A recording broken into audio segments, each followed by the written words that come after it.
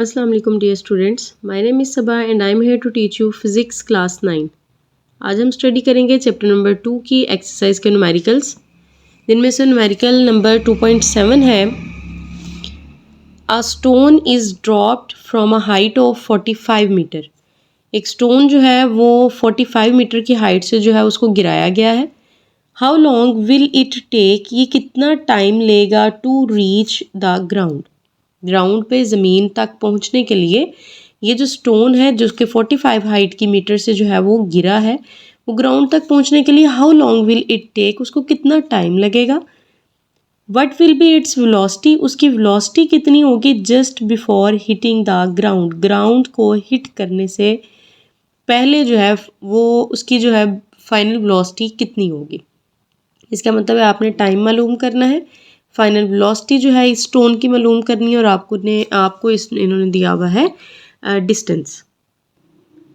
अगर आप बेटा इसका जो है वो डाटा देखें तो हमें उन्होंने दिया था कि जो आपके पास स्टोन है उसको गिराया गया है कहाँ से, हाइट से। कितना डिस्टेंस था, 45 मीटर। 45 मीटर के डिस्टेंस से उसको जो है ड्रॉप हुआ है। उस टाइम जब शुरू में उसकी वेलोसिटी थी वो बिल्कुल ज़ीरो थी।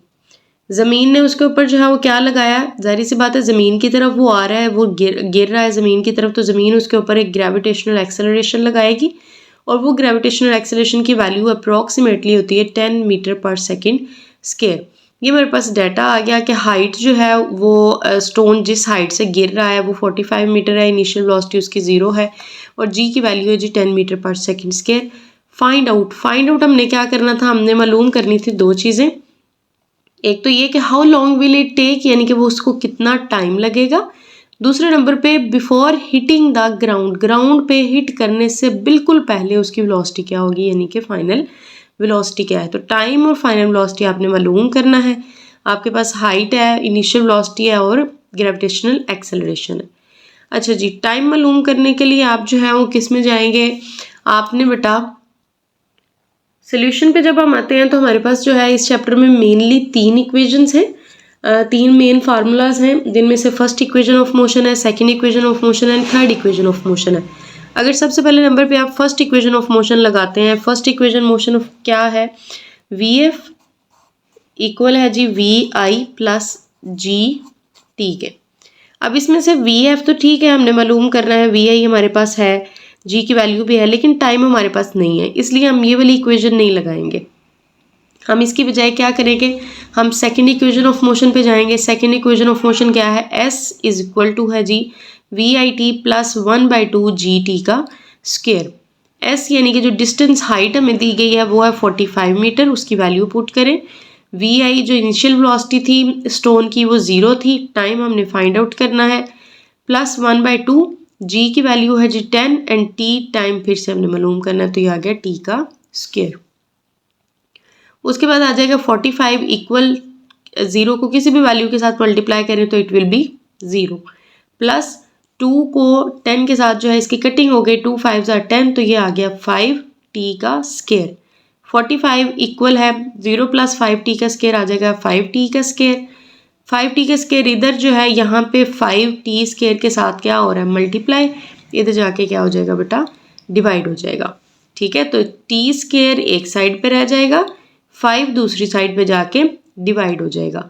जब इनकी कटिंग होगी तो 5 9 45, टी का स्क्वायर आ गया 9, लेकिन हमने क्या मालूम करना है, टी की वैल्यू मालूम करनी है। तो इसका मतलब है टी का स्क्वायर जो है इसको ख़त्म करने के लिए आप क्या करेंगे, taking square root on both sides. T के स्क्वायर पे भी आप जो है वो क्या करेंगे, अंडर रूट ले लेंगे, और 9 का जो है उसका भी स्क्वायर रूट लिया जाएगा, इसका स्क्वायर रूट कट गया एंड 9 का स्क्वायर रूट जो है वो 3 आ जाता है। ठीक है, तो टाइम आपके पास आ गया 3। दूसरी चीज़ अगर आप डाटा में देखें, दूसरी चीज़ टाइम के अलावा बेटा आपने जो फाइंड आउट करनी थी वो थी फाइनल वेलोसिटी। तो फाइनल वेलोसिटी के लिए आप जो है वो इक्वेशन लगाएंगे, first equation of motion. First equation of motion को आप जब अप्लाई करेंगे तो वी एफ इक्वल वी आई प्लस जी टी। ठीक है, यहाँ पे वी आई आपके पास 0 है, जी आपके पास 10 है, और टाइम हमने अभी अभी फाइंड आउट किया है वो क्या है, 3। ठीक है, आपने इनकी वैल्यूज पुट की, ये 0 इसी तरह आ गया, 10 को मल्टीप्लाई करें 3 के साथ तो it will be 30, 10 multiply by 3 is equal to 30, तो 0 + 30 कितना आ जाएगा 30 मीटर पर second which is the unit of velocity. तो वी एफ हमारे पास आ जाएगी 30 मीटर पर सेकेंड। ठीक है, टाइम के लिए बेटा आपने जो है वो अप्लाई किया है सेकेंड इक्वेशन ऑफ मोशन को। तो यहाँ पे बेटा आप देख सकते हैं कि आपने जो है वो टाइम जो है वो 3 सेकेंड आया था। 3 सेकेंड टाइम आपने फाइंड आउट किया है किस तरीके से, सेकेंड इक्वेशन ऑफ मोशन को पुट किया है यहाँ पे, सेकेंड इक्वेशन ऑफ मोशन लगाए, उसके अंदर वैल्यूज़ को पुट किया और वैल्यूज़ को पुट करने के बाद आपके पास टाइम आ गया था 3 सेकेंड। और फिर by applying the first equation of motion we can find the final velocity which is 30 metre पर second. The next numerical is 2.9। A ball is dropped from the top of a tower। एक ball है, उसको जो है drop किया गया है from the top of tower, tower के बिल्कुल टॉप से। The ball reach the ground, ball जो है वो ग्राउंड पे आ गई है कितने टाइम में, 5 सेकेंड्स। ठीक है, हमें यहाँ पे उन्होंने टाइम दिया है कि 5 सेकेंड्स के अंदर बॉल जो है वो ग्राउंड तक पहुँच गई है। फाइंड द हाइट, आपने मालूम क्या करना है, हाइट ऑफ द टावर मालूम करनी है एंड द वेलोसिटी, और वो वेलोसिटी मालूम करनी है ऑफ द बॉल, बॉल की विद विच, जिस वेलोसिटी के साथ ये जो बॉल है इट स्ट्राइक्स द ग्राउंड, यानी वो ग्राउंड पे आके टकराएगा। तो फाइनल वेलोसिटी है ये मालूम करनी है, हाइट मालूम करनी है टावर की, टाइम उन्होंने हमें दिया हुआ है और शुरू में उसकी वेलोसिटी जो है वो बॉल की क्या है, 0 है। ठीक है, तो इसके अकॉर्डिंग इस क्वेश्चन को हम सॉल्व करते हैं बेटा। अच्छा जी, न्यूमेरिकल के अकॉर्डिंग जो है सबसे पहले नंबर पे हम डाटा बनाएंगे। तो v i initial velocity ball की 0 है। जी की वैल्यू ज़मीन जो है यानी बॉल नीचे की तरफ गिर रहा है तो ज़मीन उसके ऊपर ग्रेविटेशनल एक्सेलरेशन लगाएगी which has a value of 10 metre पर सेकेंड स्क्वायर। और टाइम जो है बॉल को नीचे ग्राउंड तक पहुंचने के लिए जो लगा था वो है 5 सेकेंड।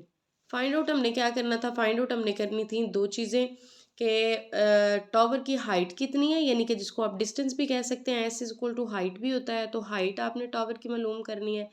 और बॉल ने जिस वेलोसिटी के साथ ज़मीन को जाके टकराना है वो वाली वेलोसिटी यानी कि फाइनल वेलोसिटी हमने मालूम करनी है। तो आपके पास डाटा में इनिशियल वेलोसिटी है, ग्रेविटेशनल एक्सेलरेशन है और टाइम है, और मालूम आपने हाइट करनी है और फाइनल वेलोसिटी करनी है। उसके बाद हम आते हैं इसके सॉल्यूशन पे। अच्छा जी, जैसा कि हमारे पास फर्स्ट इक्वेशन ऑफ मोशन है जी, V F is equal to V I plus ji T. V I हमारे पास मौजूद है जो कि है 0, जी ग्रेविटेशनल एक्सेलरेशन की वैल्यू है 10 और टाइम भी हमें दिया गया है 5 सेकेंड। 0 इसी तरह आ जाएगा 10 multiply bye 5 50 and V F final velocity जो है वो हमारे पास आ जाएगी 50 मीटर पर सेकेंड, जो कि हमने मालूम करनी थी। ठीक है, तो फाइनल वेलोसिटी हमने सीधा सीधा फर्स्ट इक्वेशन ऑफ मोशन लगाई क्योंकि हमारे डाटा के अकॉर्डिंग सारी चीज़ें, सारी वैल्यूज़ हमारे पास मौजूद थी। हमने फर्स्ट इक्वेशन ऑफ मोशन लगाई और इसके ज़रिए हमने फाइनल वेलोसिटी जो है वो मालूम कर ली। दूसरी चीज़ थी जी हाइट मालूम करें, यानी कि डिस्टेंस मालूम करें। हाइट के लिए बेटा आप सेकेंड इक्वेशन ऑफ मोशन को लगाएंगे। सेकेंड इक्वेशन ऑफ मोशन जो है वो क्या है, S is equal to V I T plus 1/2 G T square.